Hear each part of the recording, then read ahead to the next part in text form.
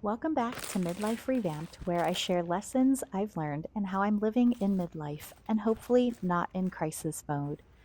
I made a huge mistake and I vowed to never do this again. I spent approximately 13 years in an industry I genuinely loved. I never set out to climb the corporate ladder. I wasn't chasing titles or recognition, but my work ethic and dedication were noticed anyway. And before I knew it, I was climbing. What started as simply doing my job well slowly turned into responsibility, leadership, and expectations I never asked for, but felt obligated to meet.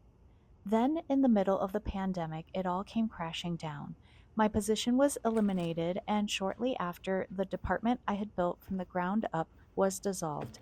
Years of effort, late nights, and personal sacrifice disappeared almost overnight. There was no dramatic ending, just an abrupt stop. My life was never carefully planned. The familiar narrative about the model minority or Asian parents pushing their kids toward academic success didn't apply to me. That story never fit my upbringing. Sometimes I still wonder how I ended up with Asian parents who weren't traditional in that sense. I've wrestled with that reality more than I care to admit, questioning whether I might have been more successful if I had been pushed harder, earlier, or in a more conventional direction. Instead, my parents encouraged me to pursue singing and music. They genuinely, but inaccurately, believed that if I had worked hard enough, success was guaranteed and wealth would follow.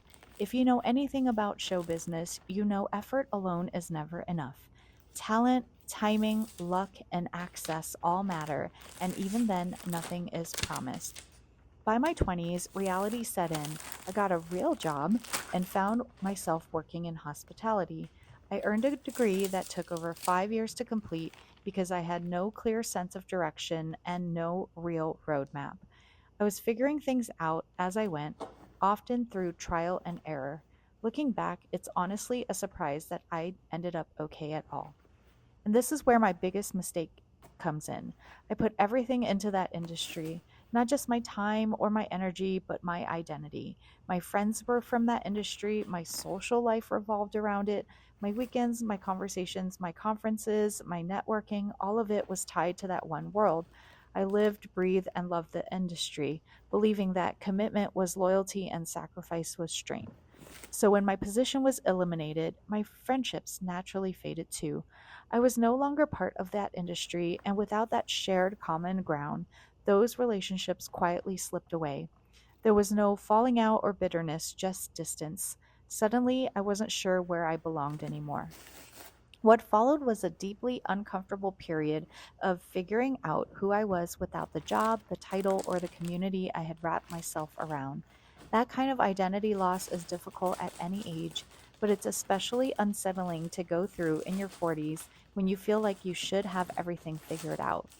If I could give my 20-year-old self advice on navigating corporate life, it would be this: make the friends, attend the events, build the relationships, but don't let your entire life exist inside that one industry. Build something that belongs only to you. Hold on to a hobby, a passion, or a creative outlet that no one can take away. It's something no economic downturn, corporate decision, or global pandemic can erase.